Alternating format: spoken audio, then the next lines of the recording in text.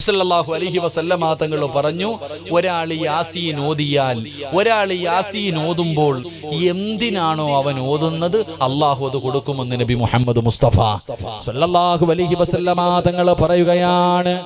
എന്റെ പ്രിയപ്പെട്ട സഹോദരാ, യാസീൻ ഓതുന്ന സമയത്ത് നിന്റെ മനസ്സിലെ നീയത്ത് എന്താ? പടച്ചവനെ, നല്ല വീട് വേണം, നല്ല കച്ചവടം വേണം, നല്ല ഭാര്യ വേണം, നല്ല മക്കളെ വേണം, നല്ല വാഹനം വേണം. പടച്ചവനെ, എനിക്ക് ഇതിലൂടെ രക്ഷപ്പെടണം. ഒരാൾ യാസീൻ ഓതുന്ന സമയത്ത് എന്ത് നീയത്തിലാണോ അവൻ ഓതുന്നത് അല്ലാഹു അവനത് കൊടുക്കുമെന്ന് നബി മുഹമ്മദ് മുസ്തഫ സല്ലല്ലാഹു അലൈഹി വസല്ലമ തങ്ങൾ പറയുമ്പോ, എന്റെ പ്രിയമുള്ളവരെ, എന്തിനാണ് യാസീൻ ഓതുന്നത്? അല്ലാഹുവിന്റെ പ്രവാചകന് മഹാനായ സയ്യിദുനാ അബൂ ഹുറൈറ റളിയല്ലാഹു തആല അൻഹു റിപ്പോർട്ട് ചെയ്യുന്ന ഹദീസിൽ കാണാം, ഏതെങ്കിലും ഒരു മനുഷ്യനെ സൂറത്ത് യാസീൻ ഓതിയിട്ട് ദുആ ചെയ്താൽ, ഏതെങ്കിലും ഒരു മനുഷ്യനുണ്ടല്ലോ സൂറത്ത് യാസീൻ ഓതിയിട്ട് ദുആ ചെയ്താ ആ ദുആയ്ക്ക് ഉത്തരമുണ്ടെന്ന് നബി മുഹമ്മദ് മുസ്തഫ സല്ലല്ലാഹു അലൈഹി വസല്ലമ തങ്ങൾ പറയുകയാണ്. നിന്റെ പ്രയാസം മാറണോ? യാസീൻ ഓതിയിട്ട് ദുആ ചെയ്യൂ. നിന്റെ കച്ചവടത്തിൽ അഭിവൃദ്ധി വേണോ? യാസീൻ ഓതിയിട്ട് ദുആ ചെയ്യൂ. യാസീൻ ഓതിയിട്ട് നീ ചെയ്യുന്ന ദുആയ്ക്ക് ഉത്തരമുണ്ടെന്ന് മുത്തുനബി പഠിപ്പിക്കുമ്പോ, എന്തിനാണ് പള്ളിക്കാട്ടിലെ ഖബറിന്റെ ചാരത്ത് പോയിരുന്ന് യാസീൻ ഓതാൻ പറയുന്നത്? സമയമില്ലല്ലോ. ഇന്ന് വെള്ളിയാഴ്ച ദിവസമായിരുന്നു. മരിച്ചുപോയ മാതാപിതാക്കളുടെ ഖബറിന്റെ ചാരത്ത് പോയി യാസീൻ ഓതിയത് എത്ര പേരാ? ഇന്നത്തെ ദിവസം മരിച്ചുപോയവരുടെ ഖബറിന്റെ ചാരത്ത് പോയി യാസീൻ ഓതിയവരൊക്കെ ഒന്ന് കൈപൊക്കിക്കേ. ബാക്കിയുള്ളവരുടെ ആരും പള്ളിക്കുഴി പോയിട്ടില്ലെന്ന് ഞാൻ കരുതുന്നു. അള്ളാഹു അവരുടെ ഖബറുടെ സ്വർഗമാക്കി കൊടുക്കുമാറാകട്ടെ. സമയമില്ല, അതന്നെ. വെള്ളിയാഴ്ച പള്ളിയിൽ പോകുക, ഉസ്താദ് അസ്സലാമു അലൈക്കും, അസ്സലാമു അലൈക്കും, വാലിക്കുസ്സലാം, ഗേറ്റിന്റെ അവിടെ കഴിഞ്ഞ് ഓടുക, ഓട്ടമത്സരം ഓടുക. പള്ളിപ്പറമ്പിൽ കിടക്കണ വാപ്പാടെ ഖബർ എവിടെങ്ങാണ്ട് അത്ര തന്നെ, അതന്നെ, അവിടെങ്ങാണ്ടോ. നിനക്ക് പോകാൻ സമയമില്ല. ആ ഖബറിന്റെ ചാരത്ത് പോയിട്ട് പിന്നെ കുൽഹുവല്ല ഉള്ളത് കൊണ്ട് രക്ഷപ്പെട്ടു, അല്ലാഹു കാക്കമാറാകട്ടെ. ഇവിടെ പിന്നെ കുൽഫല്ല ഉള്ളതുകൊണ്ട് ഒറ്റയടിയാ.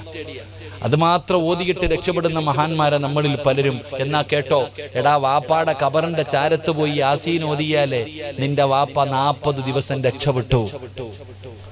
റസൂലുള്ളാഹി സ്വല്ലല്ലാഹു അബൂ ഉമാമ റളിയല്ലാഹു തആല അൻഹു റിപ്പോർട്ട് ചെയ്യുന്ന ഹദീസ്, ആരെങ്കിലും മരിച്ചുപോയ മനുഷ്യന്റെ ഖബറിന്റെ മുകളിൽ നിന്ന് യാസീൻ ഓതിയാൽ 40 ദിവസം രക്ഷപ്പെട്ടു. അല്ലാഹു അവരുടെ ശിക്ഷ മാറ്റിവെക്കുമെന്ന് നബി മുഹമ്മദ് മുസ്തഫ നബി മുഹമ്മദ് മുസ്തഫ മരിച്ചുപോയവരുടെ ഖബറിന്റെ ചാരത്തിരുന്ന് യാസീൻ ഓതിയാൽ അല്ലാഹുവിന്റെ പ്രവാചകൻ സല്ലല്ലാഹു അലൈഹി വസല്ലമ തങ്ങൾ പറയുകയാണ്, ആ ഖബറിന്റെ അകത്ത് കിടക്കുന്ന മനുഷ്യന് 40 ദിവസം അല്ലാഹു ശിക്ഷ മാറ്റിവെക്കുമെന്ന് നബി മുഹമ്മദ് മുസ്തഫ സല്ലല്ലാഹു അലൈഹി വസല്ലമ തങ്ങൾ പറയുമ്പോ, എന്റെ പ്രിയപ്പെട്ട പെങ്ങള്, നീ യാസീൻ ഓതിയിട്ടുണ്ടോ? അല്ലാഹുവിന്റെ ഖുർആൻ ഓതിയിട്ടുണ്ടോ? പെങ്ങളെ, ഏതെങ്കിലും കാര്യം ചെയ്യാൻ തുടങ്ങുന്ന സമയത്ത് നീ വീട്ടിൽ താമസം കയറിയല്ലോ, ആ താമസം കയറുന്നതിന് മുമ്പ് നീ ഖത്തം ഓതിയോ പൊന്നുമോള്? ഒരു യാസീൻ ഓതിയോ പൊന്നുമോള്? പള്ളിയിലെ ഉസ്താദിനെ ചോദിപ്പിച്ചതല്ല, നീ ഓതിയിട്ടുണ്ടോ പെങ്ങള്? നീ പുതിയ വാഹനം എടുത്തപ്പോ, നീ പുതിയ ജോലിക്ക് വേണ്ടി തീരുമാനിച്ചപ്പോ, ഓരോ കാര്യവും ചെയ്യുന്ന സമയത്ത് നീ ചിന്തിച്ചു നോക്ക്. നീ അല്ലാഹുവിന്റെ പരിശുദ്ധമായ ഖുർആനിലെ 114 അധ്യായങ്ങളിൽ ഒരു ഫാത്തിഹയെങ്കിലും ഓതിയിട്ടുണ്ടോ പെങ്ങള്? അല്ലാഹുവിന്റെ പ്രവാചകന്റെ സഹായം നിനക്ക് വേണോ? ആ സഹായം കിട്ടാനുള്ള എളുപ്പ വഴി ആ പ്രവാചകന് കൊണ്ടുവന്ന പരിശുദ്ധമായ ഖുർആൻ, അത് നീ പാരായണം ചെയ്യൂ. അതിലൂടെ മുത്തുനബിയുടെ സഹായം നിനക്ക് ലഭിക്കുമെന്ന് ആദരവായ പ്രവാചകൻ നബി മുഹമ്മദ് മുസ്തഫ സല്ലല്ലാഹു അലൈഹി വസല്ലം. അല്ലാഹു നമുക്ക് ഭാഗ്യം നൽകുമാറാകട്ടെ. 4 കാര്യം പഠിച്ചു, ഇൻഷാ അല്ലാഹ് 5 ഒന്നുകൂടെ പഠിച്ചൂടെ? സമയം എന്തായി? 10:15. ഇൻഷാ അല്ലാഹ് 15 മിനിറ്റ് ഉണ്ട്. ഇൻഷാ അല്ലാഹ് ദുആ ചെയ്താ അതും കഴിയും. 10:30 നിർത്താന്നല്ലേ? 15 ഇനി സലാത്തും പറഞ്ഞ് ദുആ ചെയ്താൽ തന്നെ 15 മിനിറ്റ് തീരും. അപ്പൊ ഒരെണ്ണം പറയണോ ദുആ ചെയ്യണോ? പറയണോ ദുആ ചെയ്യണോ? ചായ താഴെ വീഴാതൊന്ന് കൈപൊക്കിക്ക്. പറയണോന്നുള്ളവര് പൈസ ചോദിക്കുമ്പോൾ ഈ ആത്മാർത്ഥത കാണിക്കണം. ചിരി എല്ലാം ഇരുന്ന് ചിരി, ചുമ്മാ വയലിലൊന്നും കാര്യമില്ലപ്പാ. വയലൊക്കെ ഇങ്ങനെ ചുമ്മാ വയല്. പണ്ട് ആർക്കാപ്പ ഈ പണ്ടൊക്കെ ഉസ്താദെ വയല് കെട്ട്, നിങ്ങളുടെയൊക്കെ പഴയ കാര്യം ചിന്തിച്ചു നോക്കിയേ. വയല് കെട്ട് കഴിഞ്ഞാൽ മയ്യത്ത് എടുത്തുകൊണ്ട് പോകും സദസ്സിന്ന്. പഴയ കാലത്തൊക്കെ മഹാന്മാരുടെ വയല് കേൾക്കുമ്പോൾ വയലിന്റെ സദസ്സിൽ നിന്ന് മയ്യത്ത് കൊണ്ടുപോകും. ഇപ്പൊ വയല് പറയണ ഉസ്താദ് ഒന്ന് നിർത്തിയാൽ മതിയായിരുന്നു, തലവേദന എടുക്കണം. നമ്മളിങ്ങനെ ചിന്തിക്കുക. ഒരു ക്രിസ്ത്യാനിയായ പള്ളിയിലെ അച്ഛൻ, ഒരു കഥയാ. ഒരു പള്ളിയിലെ അച്ഛൻ 30 വർഷക്കാലം ജനങ്ങൾക്ക് ദഅവത്ത് നടത്തി. ഇത്ര പള്ളിയിലെ വികാരിയ നാട്ടുകാരെ മുഴുവനും നന്നാക്കാൻ വേണ്ടി പ്രസംഗം നടത്തി 30 കൊല്ലം. ആ നാട്ടിലാണെങ്കിൽ ഒരു മുതുകുടിയനുണ്ട്, ഓട്ടോ ഡ്രൈവറാ. ഭയങ്കര സ്പീഡാവൻ, കള്ളും കുടിച്ചിട്ടാ ഓട്ടോ ഓടിക്കാറ്. കള്ളുകുടിയനാണ്, പള്ളിയിലൊന്നും വരുത്തൊന്നുമില്ല. അങ്ങനത്തെ ഒരു ചേട്ടനാ. അങ്ങനെ കഥ പറയുന്നു, ഇവര് രണ്ടുപേരും നാളെ ദൈവത്തിന്റെ മുന്നിലെത്തി. ദൈവത്തിന്റെ മുന്നിലെത്തിയപ്പോ പള്ളിയിൽ അച്ഛൻ ഇങ്ങനെ നിൽക്കുക. 30 വർഷം വയലു പറഞ്ഞ ആളാ. ഈ കള്ളുകുടിയനോട് പറഞ്ഞു, നീ സ്വർഗത്തിൽ പൊക്കോളാം, ഓടാ, ഓട്ടോക്കാരനല്ല, നീ സ്വർഗത്തിൽ പോകാൻ പറഞ്ഞു. അപ്പൊ ഈ അച്ഛൻ ചോദിച്ചത്ര, ദൈവമേ, അവൻ ഒന്നാമതേ മുതുകുടിയനായിരുന്നു, അവൻ പള്ളിയിൽ പോലും വരത്തില്ല. ഞാൻ 30 വർഷക്കാലം ജനങ്ങൾക്ക് മുഴുവനും ദൈവത്തെക്കുറിച്ച് പറഞ്ഞു കൊടുത്തവനെ, എന്നെക്കാളും മുമ്പ് ഇവനെ സ്വർഗത്തിൽ വിടുന്നു. അപ്പൊ ദൈവം പറഞ്ഞു അത്ര, നിങ്ങൾ 30 വർഷക്കാലം പ്രസംഗിച്ചപ്പോ എല്ലാവരും ഉറങ്ങുക, ആർക്കും ദൈവത്തെക്കുറിച്ചുള്ള ഓർമ്മയൊന്നുമില്ല. ഇയാള് വയലു പറയുന്ന സമയത്ത് എല്ലാവരും ഇരുന്ന് ഉറക്കമൊക്കെ തന്നെ, ആർക്കും ദൈവത്തെക്കുറിച്ച് ഓർമ്മയില്ല. പക്ഷെ ഇവന് ഞാൻ സ്വർഗത്തിൽ കൊടുക്കാനുള്ള കാരണം, ഇവന്റെ ഓട്ടോയ്ക്കകത്ത് ആരെങ്കിലും കയറിയാ ഇറങ്ങുന്നത് വരെ ദൈവമേ ദൈവമേ എന്ന് വിളിച്ചുകൊണ്ടിരിക്കുക. കാരണം ഇവൻ കള്ളും കുടിച്ചിട്ട് 120 പോണേ, വിളിക്കാതിരിക്കുന്ന എങ്ങനെ? ഇവന്റെ ഓട്ടോയ്ക്കകത്ത് ആരെങ്കിലും കയറി കഴിഞ്ഞാൽ കള്ളു കുടിച്ചിട്ട് ഇവൻ പോണ പോക്കണ്ട, പുറകിരിക്കുന്നവൻ ദൈവത്തെ വിളിച്ചുകൊണ്ടിരിക്കുക, ഇറങ്ങുന്നത് വരെ വിളിക്കുക. അപ്പൊ ഏറ്റവും കൂടുതൽ ദൈവത്തെ കുറിച്ച് ഓർമ്മപ്പെടുത്തിയത് ഇവനാ. അതുകൊണ്ട് അവന് സ്വർഗം. നിങ്ങൾ വയലു പറഞ്ഞപ്പോ ഉറക്കമായിരുന്നു. അള്ളാഹു നമ്മളെ ഏത് കൂട്ടത്തിൽ, ആ കൂട്ടത്തെ തൊട്ട് കാക്കുമാറാകട്ടെ.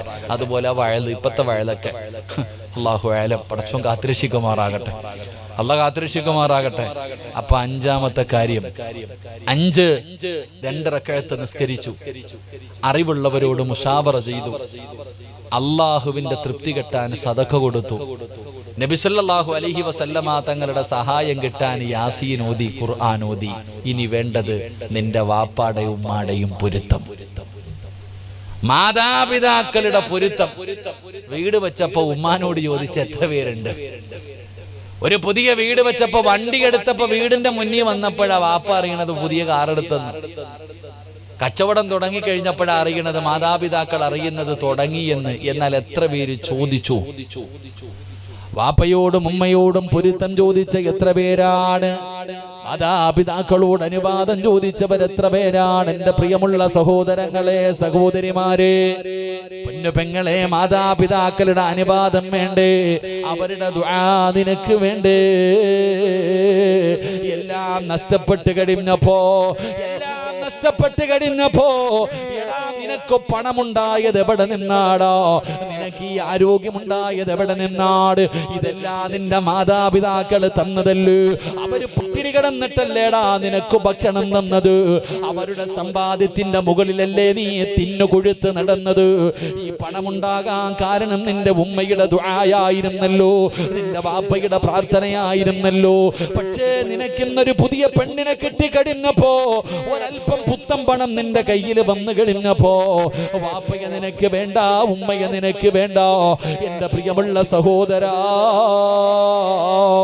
ഉമ്മയോട് ചോദിക്കാത്തവരുണ്ട്, ഉമ്മയോട് പറയാത്തവരുണ്ട്, മാതാപിതാക്കളോട് അനുവാദം ചോദിക്കാത്തവരുണ്ട്.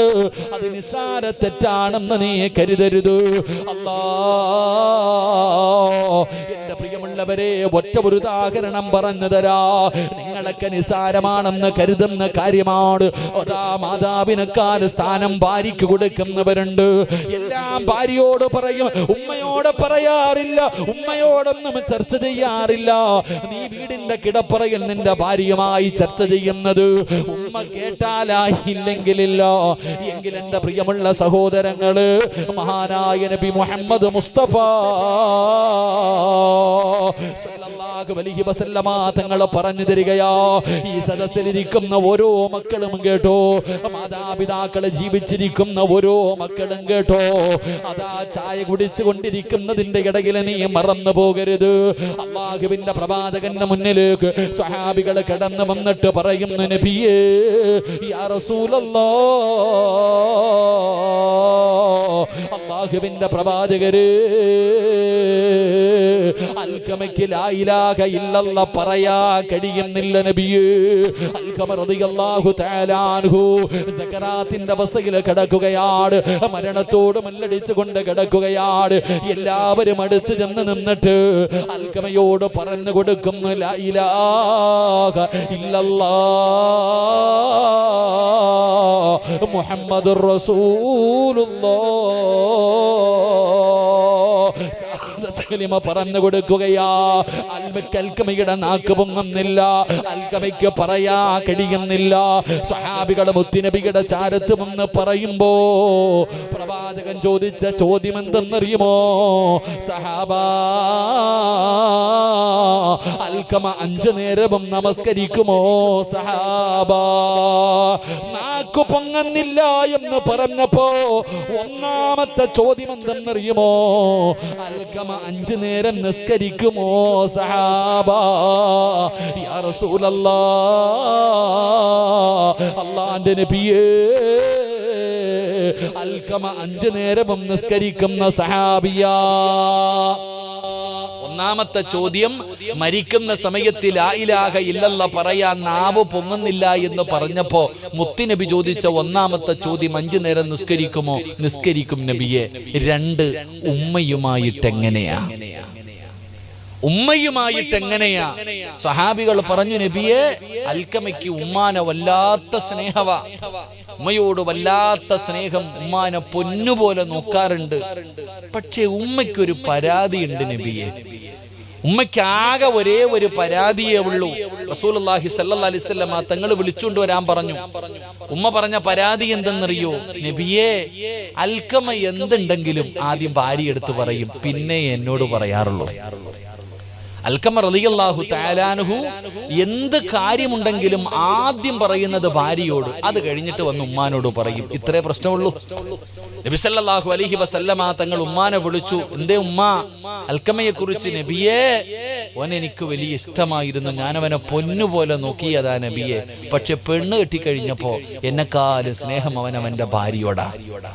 എന്നെക്കാളും സ്നേഹം അവനവന്റെ ഭാര്യയോടാ. എല്ലാം ഓളോട് പറയും, എന്നിട്ട് എന്നോട് പറയാറുള്ളൂ. അങ്ങനല്ലല്ലോ നബിയെ, ഞാനല്ലേ അവന്റെ ഉമ്മ, ഞാനല്ലേ അവനെ കഷ്ടപ്പെട്ടു വളർത്തിയത്, എന്നോടല്ലേ അവൻ ആദ്യം പറയേണ്ടത്? പറയാറില്ല നബിയെ. അവൻ ആദ്യം അവന്റെ ഭാര്യയോട് പറയും, പിന്നെയേ എന്റെ അടുക്കൽ വന്ന് പറയാറുള്ളൂ. അതുകൊണ്ട് എനിക്ക് മനസ്സിന് വല്ലാത്ത വേദനയുണ്ട്. നബി സല്ലല്ലാഹു അലൈഹി വസല്ലം തങ്ങൾ പറഞ്ഞു, ഉമ്മ ലാ ഇലാഹ ഇല്ലല്ലാഹ് പറയാൻ പറ്റുന്നില്ല, ഒന്ന് പൊരുത്തപ്പെട്. ഇല്ല നബിയെ, ഇല്ല നബിയെ. ചരിത്രം പറയുന്നു, അവസാനം ആ ഉമ്മ പൊരുത്തപ്പെട്ട് കൊടുത്തതിന് ശേഷമാണ് അൽകമ റളിയല്ലാഹു തആല അൻഹു ഷഹാദത്ത് കലിമ പറഞ്ഞു മരിച്ചത്. അല്ലാഹു ഈമാൻ തരുമാറാകട്ടെ. ഉമ്മാനെ തല്ലിയതിന്റെ പേരിലല്ല, ഉമ്മാനെ കണ്ണുനീര് കുടിപ്പിച്ചതിന്റെ പേരിലല്ല, ഉമ്മാനെ പട്ടിണി കിട്ടതിന്റെ പേരിലല്ല, ഉമ്മയെ അനാഥാലയത്തിൽ കൊണ്ട് തെള്ളിക്കിട്ടതിന്റെ പേരിലല്ല, ഭാര്യയെക്കാൾ ഉമ്മയെക്കാൾ സ്നേഹം ഭാര്യയോടായി പോയി. ഒരൊറ്റ കാരണത്തിന്റെ പേരിൽ ആ ഉമ്മയുടെ മനസ്സ് വേദനിച്ചപ്പോൾ അവസാനം വരെ ലാ ഇലാഹ ഇല്ലല്ലാഹ് പറയാൻ കഴിഞ്ഞില്ല എന്ന് ചരിത്രം പറയുമ്പോ, ഈ നെളിഞ്ഞിരിക്കുന്ന ഭർത്താവെ, നീ ആദ്യം ആരോടാ പറഞ്ഞേ? നീ ആദ്യം ആരോടാ പറഞ്ഞേ? നിന്റെ പെണ്ണുമ്പിള്ളയെടുത്ത് മുഴുവനും ചർച്ച ചെയ്ത് അവസാനം എല്ലാം കഴിഞ്ഞ് ഇപ്പൊ സർവ്വതും നഷ്ടപ്പെട്ട് വീട്ടിൽ കയറി ചെന്നു, ഒരു ബിസിനസ് തുടങ്ങി. ഉമ്മാനോടും ബാപ്പാനോടൊന്നും പറഞ്ഞില്ല. എല്ലാം നഷ്ടപ്പെട്ട് വീടിന്റെ അകത്ത് പോയപ്പോ പെണ്ണുമ്പിള്ള പറഞ്ഞു, നിങ്ങൾക്ക് അങ്ങനെ തന്നെ വേണം. നിങ്ങൾ നല്ലതുപോലെ കേക്ക്. നിങ്ങൾ ഭാര്യമാർ വീടിന്റെ അകത്ത് നഷ്ടപ്പെട്ട് കടത്തിലായി പോയിരിക്കുമ്പോ അവള് പറയും, നിങ്ങൾക്ക് അങ്ങനെ തന്നെ വേണം. ഞാൻ അന്നേ പറഞ്ഞല്ലേ ഈ പണിക്കിറങ്ങണ്ടാന്ന്, നിങ്ങൾ കേട്ടില്ല. അവസാനം പെണ്ണുമ്പുള്ള സമാധാനം തരാതെ വന്നപ്പോ വീടിന്റെ വരാന്തയെ വന്നിരിക്കുമ്പോ ഉമ്മ ചോദിക്ക, എന്തേ മോനെ സിറാജെ, ഉമ്മ എല്ലാം പോയി, പോട്ടടാ, അല്ല ഉണ്ടല്ലോടാ മോനെ. അപ്പോഴും ഉമ്മ പരാതിയല്ല, ദുആ ചെയ്യാ.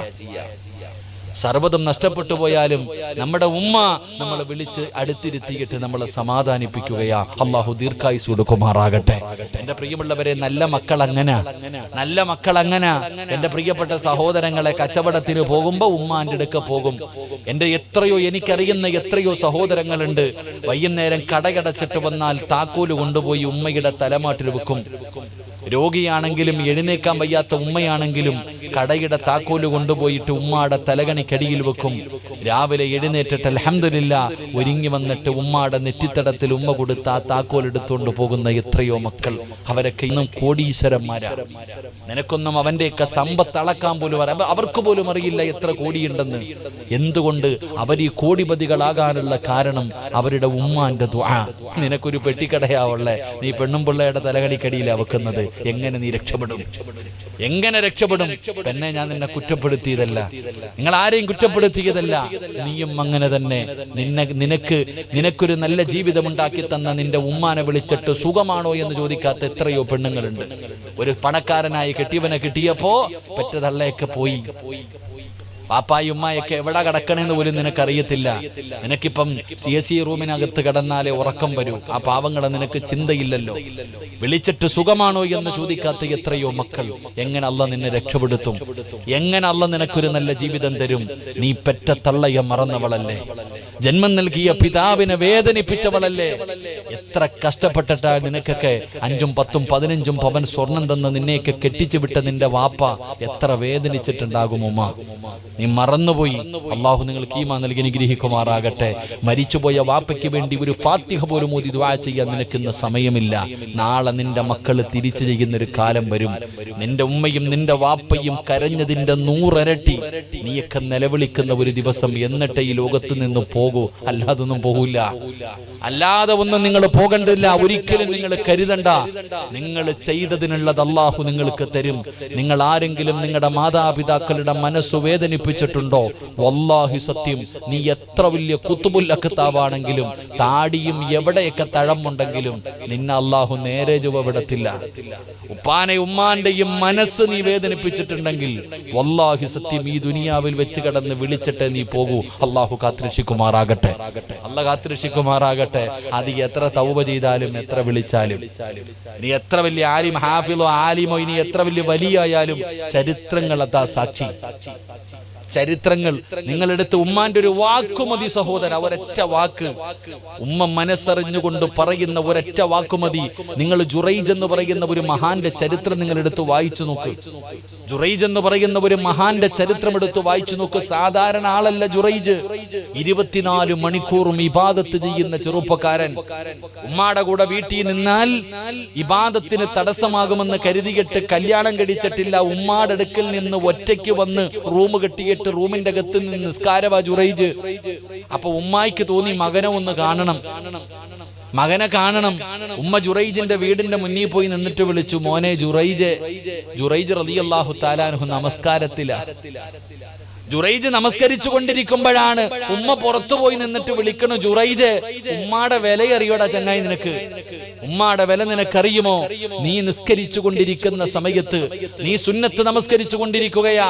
ആ സമയത്ത് നിന്റെ ഉമ്മ വന്നിട്ട്, മോനെ സിറാജ്, ഞാൻ നിസ്കരിച്ചു കൊണ്ടിരിക്കുമ്പോ എന്റെ ഉമ്മ വന്നിട്ട് എന്നെ വിളിച്ചാൽ ആ കെട്ടിയിരിക്കുന്ന കൈ അഴിച്ചിട്ട് എന്തേ ഉമ്മ എന്ന് ചോദിക്കണമെന്ന് ആദരവായ പ്രവാചകൻ നബി മുഹമ്മദ് മുസ്തഫ. നീ നമസ്കരിച്ചോണ്ടിരിക്കുക അല്ലാഹുവിന്റെ മുന്നിൽ നീ നിസ്കരിച്ചുകൊണ്ടിരിക്കുന്ന സമയത്ത് ഫർളല്ല സുന്നത്ത് നിസ്കരിച്ചു കൊണ്ടിരിക്കുന്ന സമയത്ത് ഉമ്മ വിളിച്ച എന്ത് ചെയ്യണം? പറഞ്ഞങ്ങാതി എന്ത് ചെയ്യണം? എന്ത് ചെയ്യണം? കൈ അടിച്ചിട്ട് എന്റെ ഉമ്മാന്ന് ചോദിക്കാറുണ്ടോ ഞാനോ നിങ്ങളോ? വാപ്പായോ ഉമ്മായോ വിളിച്ചു കഴിഞ്ഞ കെട്ടിയിരിക്കണ കൈ അപ്പ അഴിക്കണം.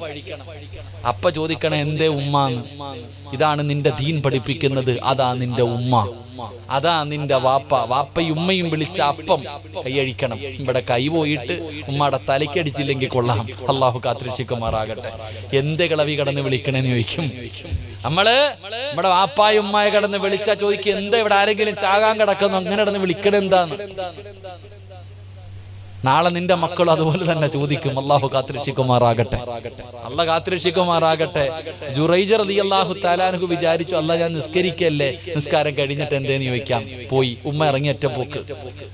പിന്നെയും രണ്ടാമതും വന്നു. ഉമ്മ വിളിച്ചു, മോനെ ജുറൈജെ. അപ്പോഴും നിസ്കാരത്തിൽ തന്നെ ഉമ്മ തിരിച്ചുപോയി. മൂന്നാമതും ഉമ്മ വന്നു, മോനെ ജുറൈജെ. നിസ്കാരത്തില. ഉമ്മയുടെ മനസ്സ് വേദനിച്ചു. ഒരൊറ്റ പാക്ക് ജുറൈജ് ഞങ്ങളൊന്നും അറിഞ്ഞില്ല. ഉമ്മ വീടിന്റെ പുറത്തു വന്നിന്ന് വിളിച്ചു, മോനെ ജുറൈജെ. അല്ലാഹുവേ, ജുറൈജ റളിയല്ലാഹു തആല അൻഹു നമസ്കാരത്തിലാണ്. എന്റെ പ്രിയപ്പെട്ട പെങ്ങളെ, എന്റെ പ്രിയപ്പെട്ട സഹോദരാ, ജുറൈജ റളിയല്ലാഹു തആല അൻഹു നമസ്കരിച്ചു കൊണ്ടിരിക്കുകയാണ്. ഉമ്മയാണ് വെളിയിൽ വന്ന് മൂന്നാമതാണ് വിളിക്കുന്നത്. ജുറൈജ തങ്ങള് അവിടുന്ന് വിളിക്കുത്തരം നൽകിയില്ല. പടച്ചവനെ, ഉമ്മാടെ മനസ്സ് വേദനിച്ചു. എന്തൊരു നമസ്കാരമാണ്, ഇവൻ എന്ത് ചെയ്യുകയാണ്? ഉമ്മ പറഞ്ഞു, അല്ലാ, ഇവനെ നീ നാണം കെടുത്താതെ മരിപ്പിക്കല്ലേ അല്ലാ. ഒറ്റ വാക്കേ പറഞ്ഞുള്ളൂ, ഒരേ ഒരു വാക്കേ പറഞ്ഞുള്ളൂ. ഇവനെ നീ നാണം കെടുത്താതെ നീ മരിപ്പിക്കല്ലേ അല്ലാ. ജുറൈജ് തങ്ങളൊന്നും അറിയുന്നില്ല. നമസ്കാരത്തിലാണ്. വർഷങ്ങൾ കഴിഞ്ഞു പോവുകയാണ്. പടച്ചവനെ, ജുറൈജിനെ നാട്ടുകാർ മുഴുവനും ആദരിക്കുന്നു, ബഹുമാനിക്കുന്നു. എല്ലാവരും കൂടെ ഒരു വീട് പണിതു കൊടുത്തു. ജുറൈജ് റളിയല്ലാഹു തആല അൻഹു ആ വീടിന്റെ അകത്താണ് നിസ്കരിച്ചു കൊണ്ടിരിക്കുന്നത്. ആ സമയത്ത് ആ നാട്ടിലെ ഒരു സൗന്ദര്യവതിയായ പെണ്ണുണ്ടല്ലോ, ചെറുപ്പക്കാരനും ആ പെണ്ണിന്റെ മുന്നിൽ പരാജയപ്പെട്ടു പോവുകയാണ്. അത്രയും വലിയ ഗ്ലാമറുള്ള പെണ്ണാണ് ഈ പെണ്ണതാ. ജുറൈജിന്റെ മുന്നിലേക്ക് കടന്നു ചെന്നു. എന്ത് ചെയ്തിട്ടും ജുറൈജ് അവിടുന്ന് ഈ പെണ്ണുമായി ശാരീരിക ബന്ധപ്പെടാൻ തയ്യാറാകുന്നില്ല. ജുറൈജ് നമസ്കരിച്ചു കൊണ്ടിരിക്കുമ്പോ ഉടുതുണി ഉരിഞ്ഞിട്ട് നിൽക്കുകയാ. ജുറൈജിന് അല്ലാഹുവിനെ പേടിയാ. ജുറൈജ് പടച്ചറപ്പിനെ പേടിച്ച് നടക്കുന്ന ചെറുപ്പക്കാരനാ. അവസാനം ഈ പെണ്ണവന്റെ മുന്നിൽ തോറ്റുപോയി ഇറങ്ങി പോവുകയാണ്. പടച്ചവനെ, പെണ്ണിറങ്ങി പോകുന്നത് നാട്ടുകാര് പലരും കാണുകയാ. പെണ്ണ് പറയാൻ തുടങ്ങി, ഞാൻ ജുറൈജുമായി ശാരീരികമായി ബന്ധപ്പെട്ടു. അല്ലാഹുവേ, ഗർഭിണിയാവുകയാണ്. പെണ്ണെല്ലാവരോടും പറഞ്ഞ് എന്റെ വയറ്റിൽ കിടക്കുന്ന കുഞ്ഞിന്റെ വാപ്പ ജുറൈജ. അവസാനം ആ പെണ്ണ് 9.5 മാസക്കാലം കഴിഞ്ഞ് പ്രസവിച്ചു. ചോര കുഞ്ഞിനെയും കൊണ്ടുവരികയാണ്. നാട്ടുകാരോട് മുഴുവനും പറഞ്ഞ്, ഇവനാണ് വാപ്പ, ഈ കുഞ്ഞിന്റെ പിതാവ് ജുറൈജാണ്. കേൾക്കേണ്ട താമസമുണ്ടല്ലോ. പലരും പറഞ്ഞു, ഇവൾ ഇതിനകത്ത് നിന്ന് ഇറങ്ങി പോകുന്നത് ഞങ്ങൾ കണ്ടിട്ടുണ്ട്.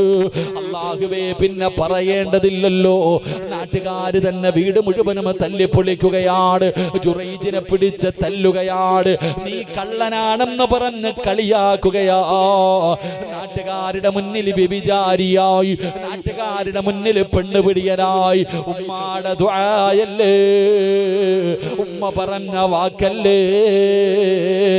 അവസാനം എല്ലാവരുടെ മുന്നിൽ നാണം കെട്ട് കിടന്നപ്പോ ജുറൈജ് റളിയല്ലാഹു തആല അൻഹു പറഞ്ഞു, ഇതിന്റെ സത്യം എന്താണെന്ന് ഞാൻ തെളിയിച്ചു തരാ. എനിക്കൊരൽപ്പം സമയം തരുമോ? ഞാൻ തന്നെ തെളിയിച്ചു തരാം. ജുറൈജ് റളിയല്ലാഹു തആല അൻഹു അവിടെന്ന് പറയുകയാ. എന്നിട്ട് പടച്ചവനെ 2 റക്അത്ത് നമസ്കരിച്ചു. സുജൂദിൽ കിടക്കുമ്പോഴാണ് ജുറൈജ് തങ്ങൾ കാര്യമറിയുന്നത്. ഉമ്മാടെ ദുആയാ. സുജൂദിൽ കിടക്കുമ്പോഴാണ് ഉമ്മയുടെ പ്രാർത്ഥനയാണെന്ന് ജുറൈജ് അറിയുന്നത്. കണ്ണ് നിറയുകയാ. സുജൂദിൽ കിടന്ന് കരയുകയാ. അപ്പോഴാണ് ഉമ്മയുടെ ദുആ അറിയുന്നത്. ജുറൈജ് അവസാനം പറഞ്ഞു, അല്ലാ, എന്നെ നീ സഹായിക്കണേ അല്ലാ. ജനങ്ങൾ മുഴുവനും ചോര കുഞ്ഞിനെ കയ്യിൽ പിടിച്ചുകൊണ്ട് നിൽക്കുകയാണ്. അപ്പോഴാണ് ജുറൈജ് എഴുന്നേൽക്കുന്നത്. എന്നിട്ട് ജനങ്ങളോട് പറഞ്ഞു, ആ പാല് കുടിക്കുന്ന കുഞ്ഞിനെ ഇങ്ങ് കൊണ്ടുവാ, ആ പാല് കുടിക്കുന്ന കുഞ്ഞിനെ ഇങ്ങ് കൊണ്ടുവാ. ജനങ്ങൾ ജുറൈജ് റളിയല്ലാഹു തആല അൻഹുവിന്റെ മുന്നിലേക്ക് കൊണ്ടുവന്നു. അതാ ജുറൈജ് തങ്ങൾ ഈ വിരലെടുത്ത്